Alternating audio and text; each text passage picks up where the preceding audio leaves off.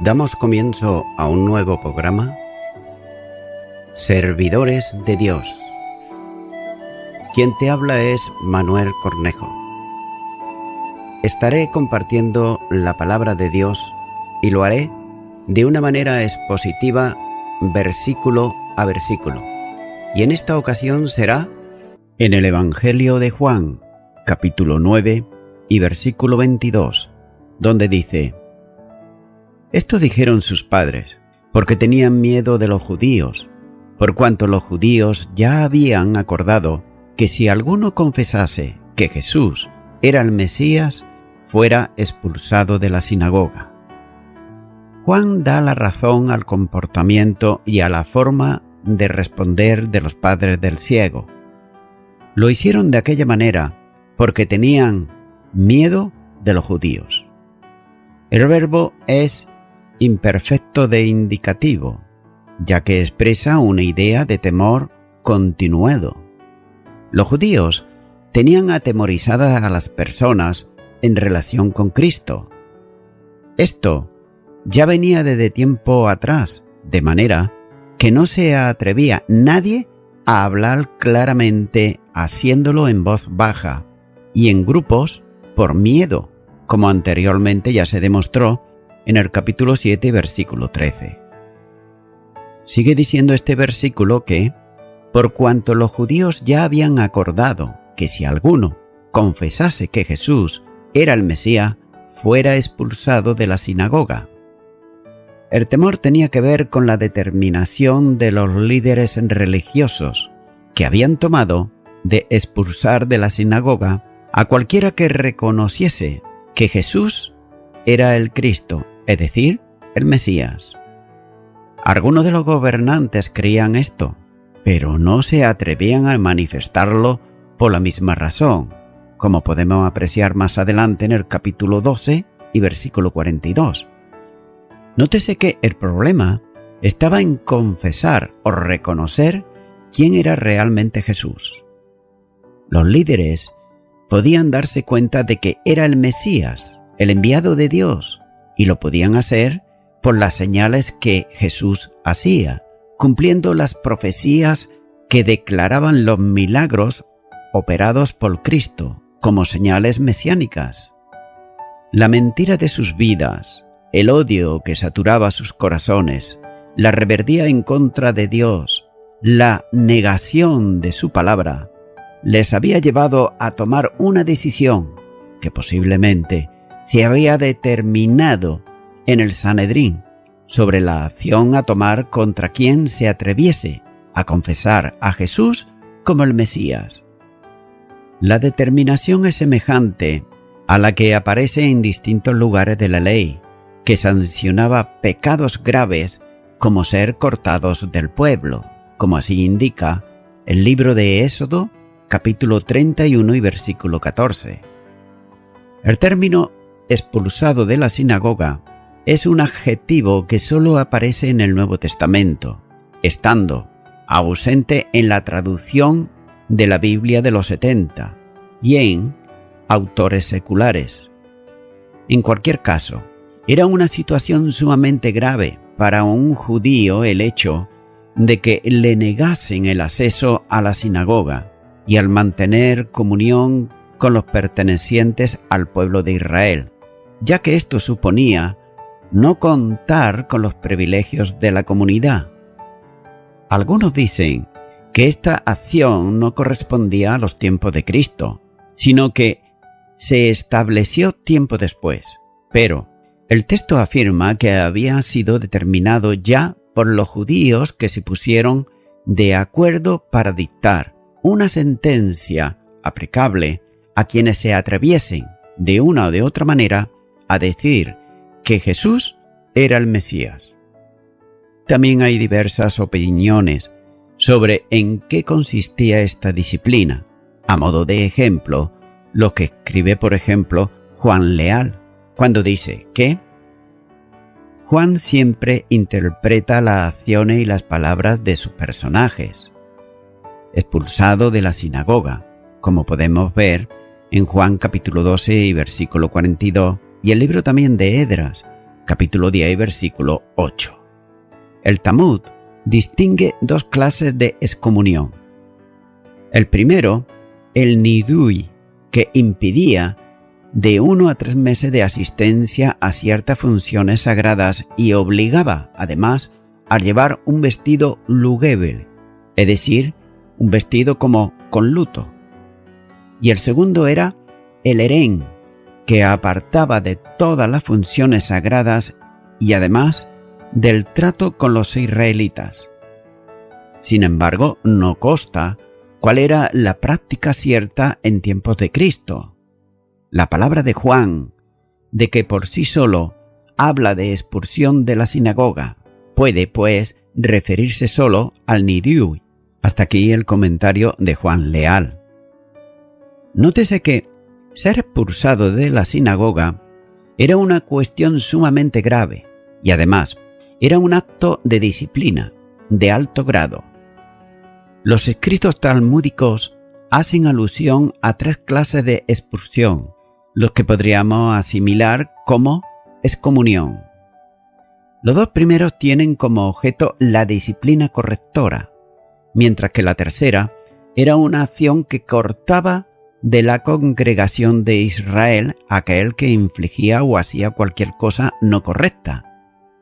El término general usado para referirse a esta disciplina era sammata, aunque se aplica especialmente al tercer nivel.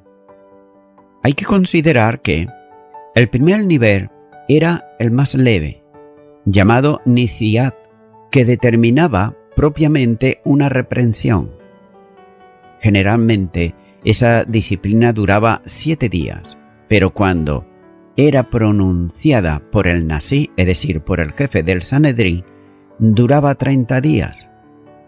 Es posible que el apóstol Pablo se refiera a una disciplina similar en la iglesia cuando escribe sobre esta reprensión para un anciano hallado en falta, como podemos observar en la primera carta a Timoteo capítulo 5 y versículo 1. De la misma manera, cuando habla de un divisionario o un hereje que después de la segunda reprensión no rectifica su conducta, éste debería de ser rechazado, lo que consistía prácticamente en algo similar a la segunda disciplina de los judíos, como podemos también observar en Tito capítulo 3 versículo 10. Al término del primer periodo de disciplina, podía sin embargo seguir otro segundo de 30 días más. Si no se había arrepentido, se pronunciaba la tercera disciplina.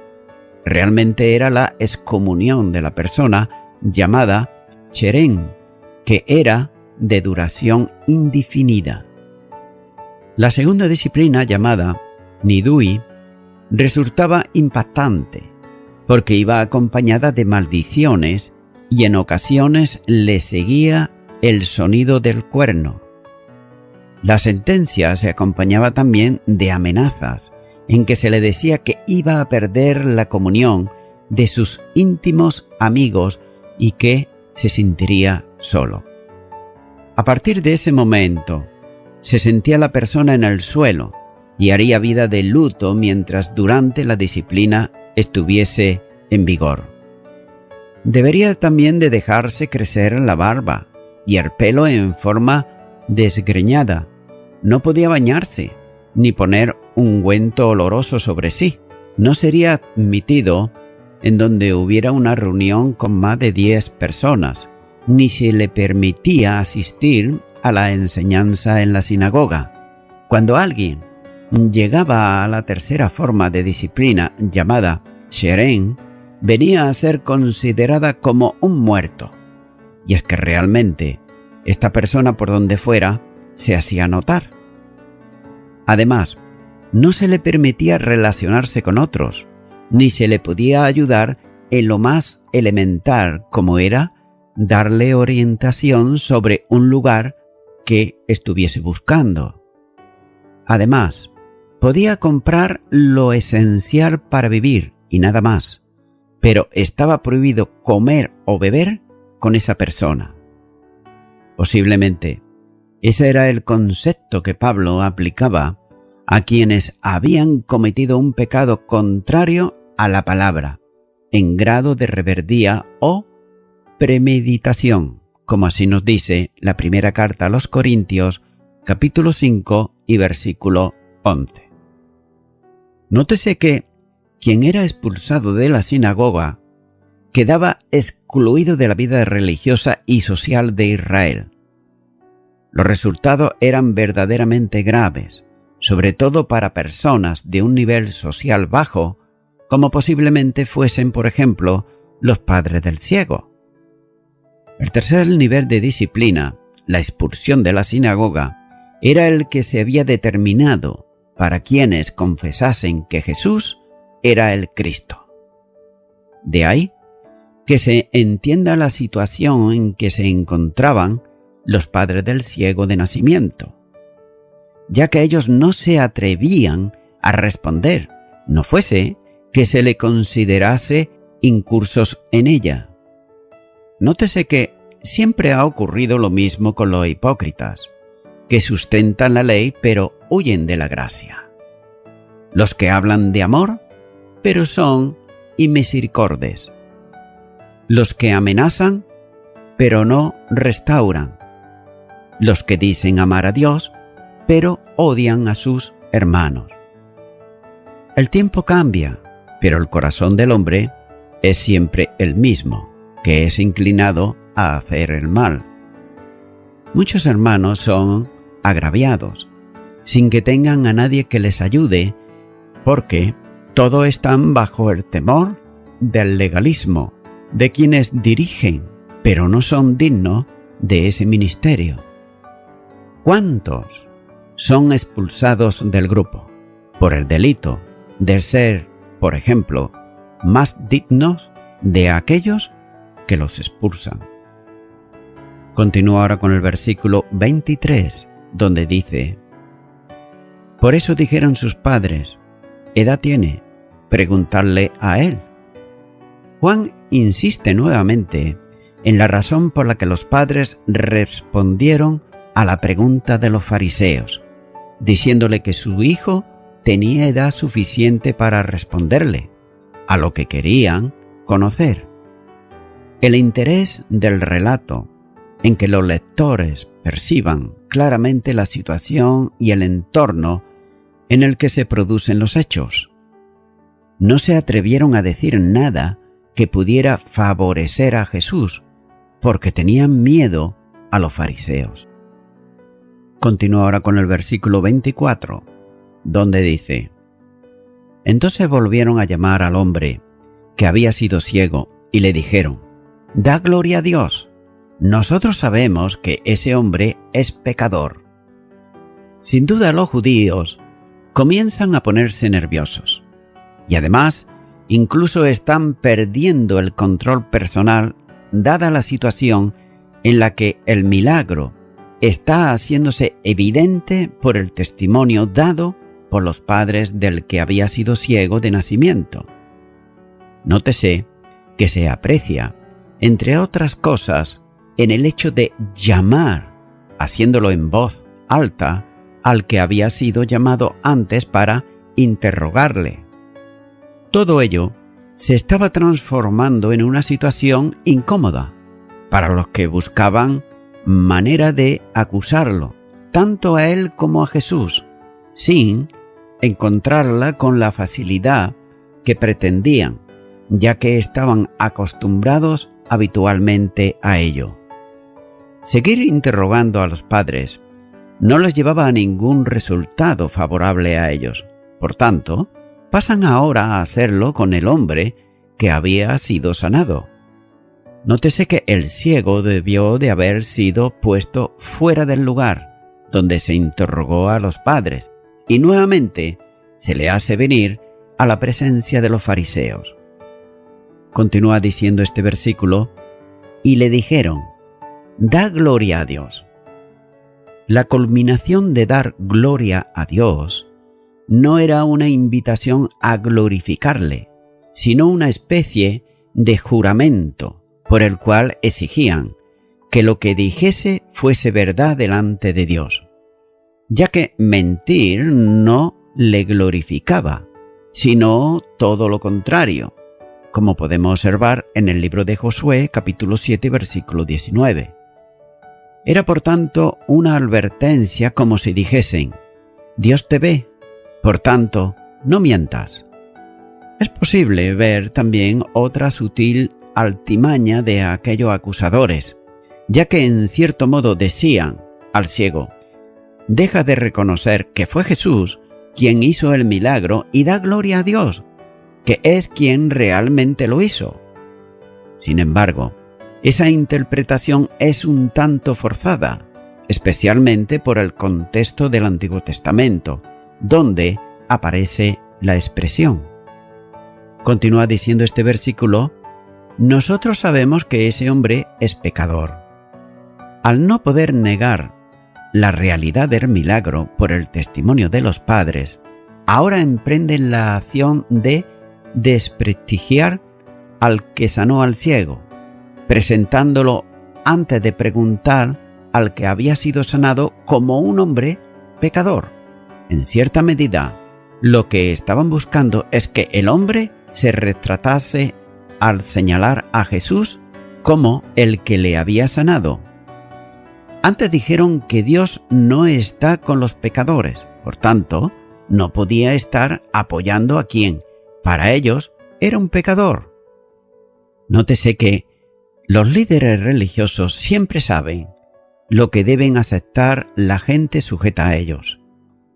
Simplemente acusan a Jesús de pecador, pero, sin embargo, no dan ni una sola razón que les sirva de apoyo.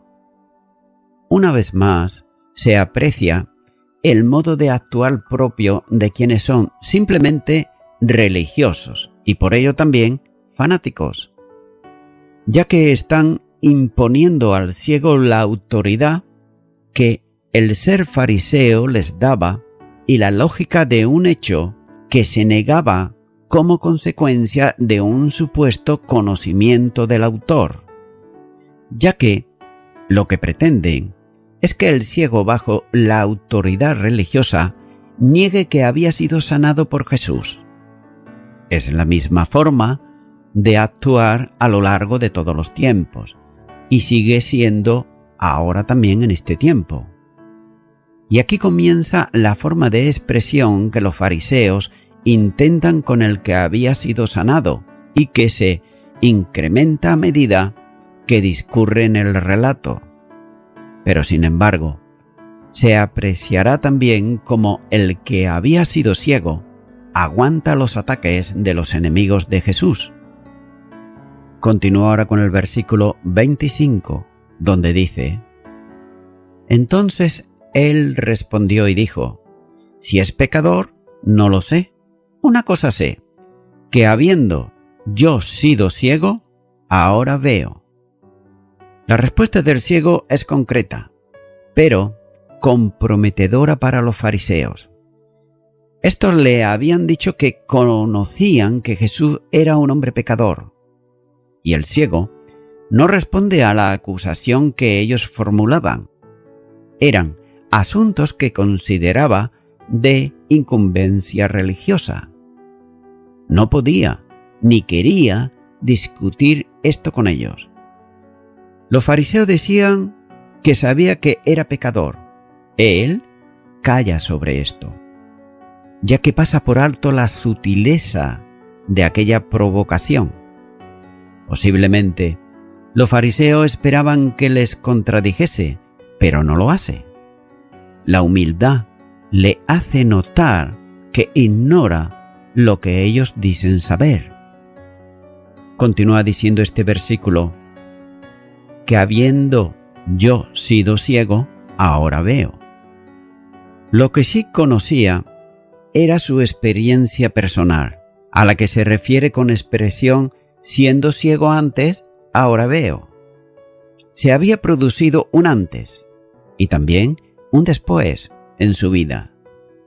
Una larga etapa de ella, desde su nacimiento, se había desarrollado en la ceguera, pero luego, por la acción del hombre que se llama Jesús, del que aquellos decían conocer que era pecador, se produjo el cambio que persistía y decía: ahora veo.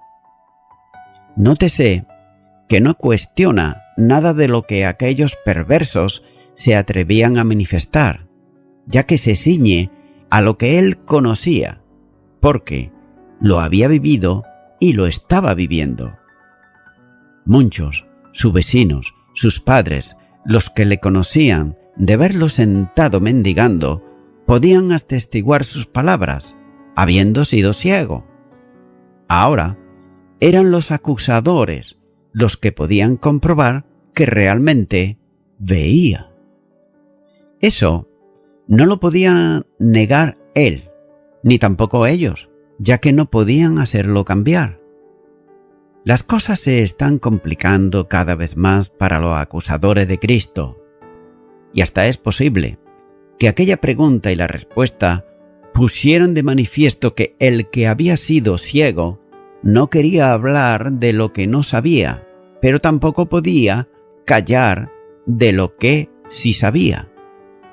Con todo el silencio sobre Jesús, se respondía con el testimonio de la sanidad. Téngase en cuenta que un hombre pecador no podía hacer lo que Cristo había hecho con él.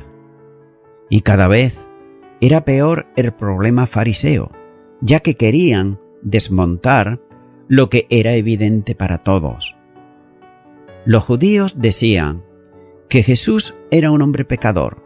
Frente a esto, el ciego pone delante un hecho, que le había dado la vista.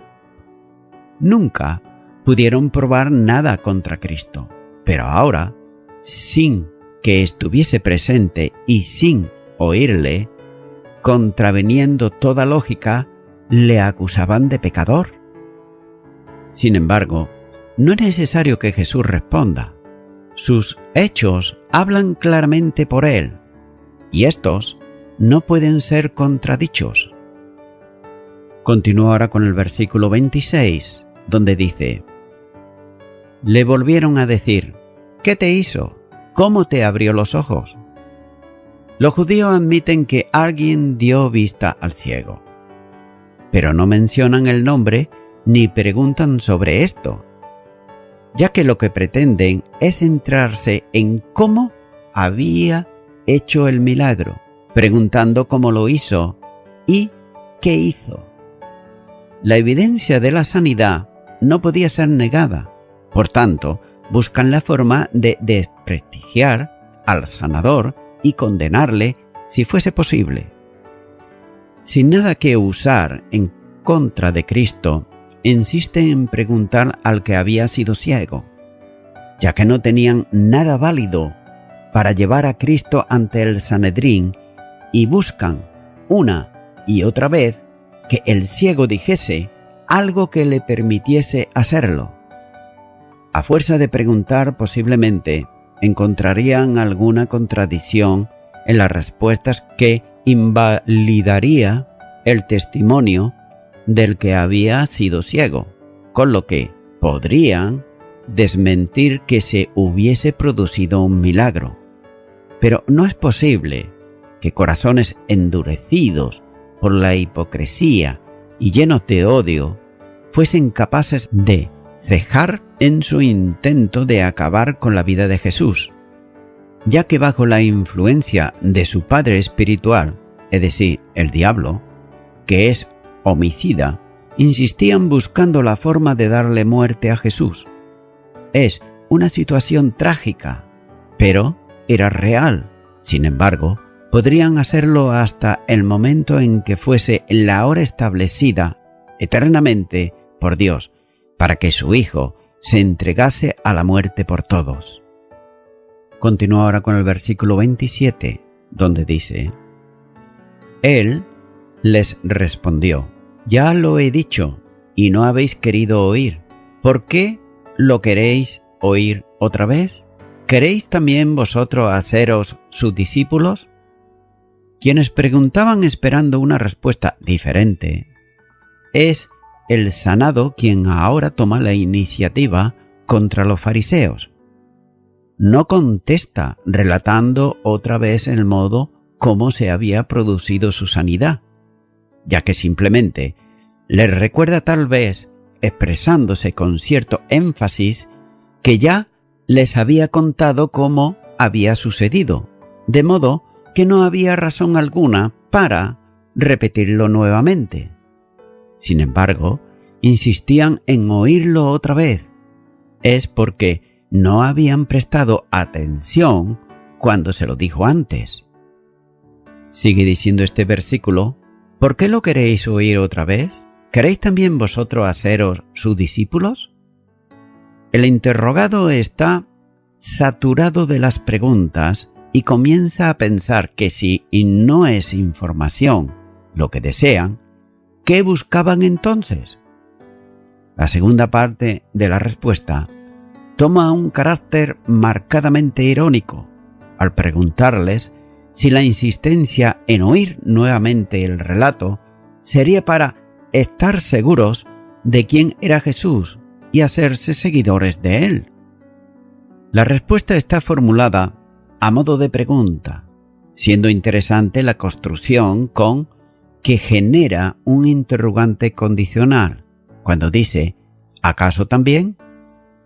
Es una pregunta que han de responder los fariseos.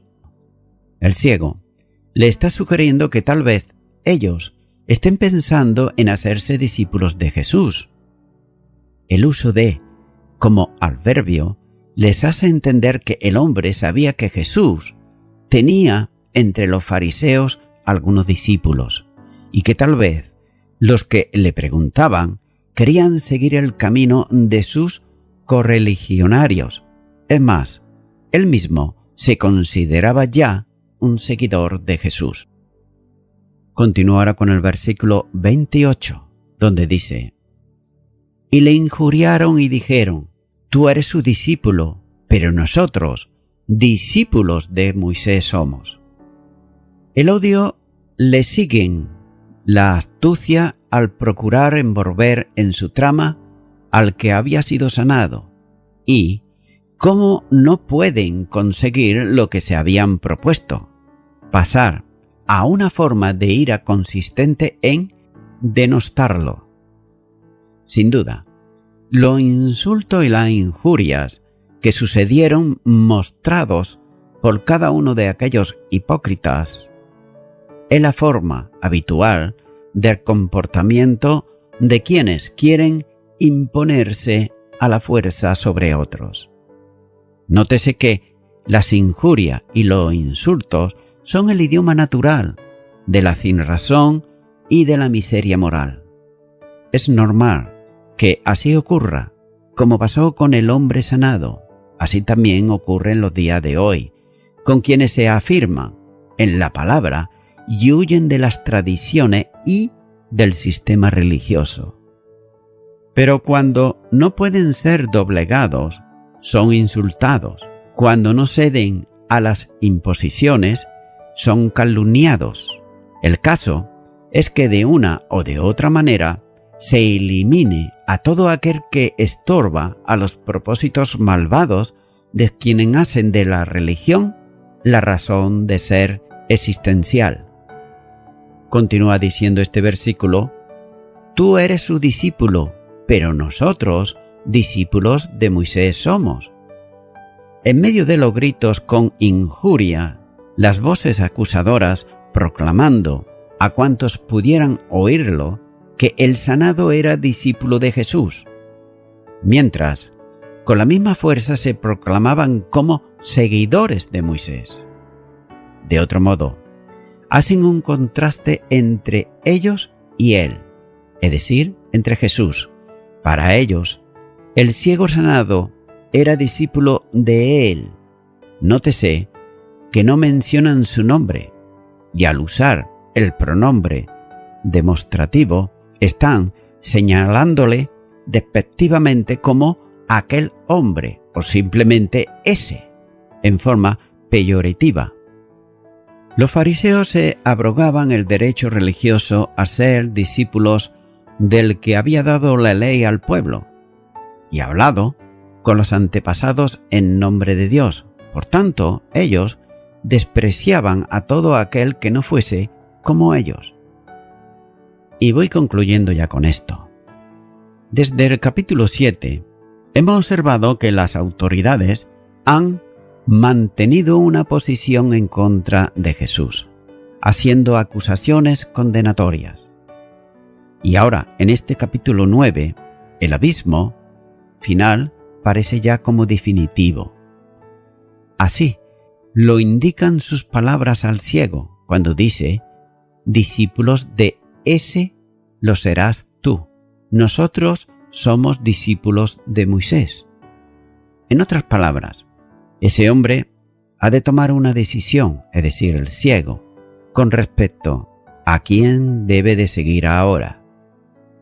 Estimado y estimada oyente, de la misma manera, si tú aún todavía no has tomado en tu vida la decisión de seguir a Jesucristo, ahora puedes tomar esa decisión. El ciego tuvo que tomar la decisión.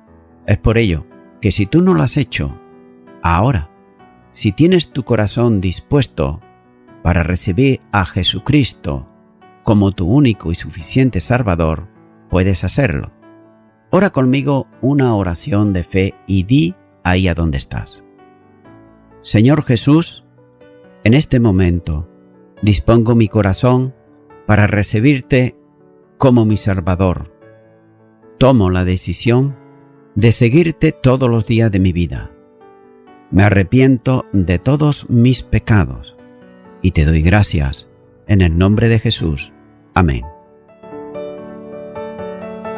Amigo y amiga oyente, si tú has hecho esta oración de corazón, te recomiendo que comiences a orar a Dios, en primer lugar, en el nombre del Señor Jesucristo.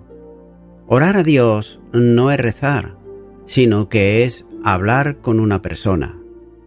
También te recomiendo que leas la palabra de Dios y lo hagas a diario. Comienza, por ejemplo, con el Nuevo Testamento.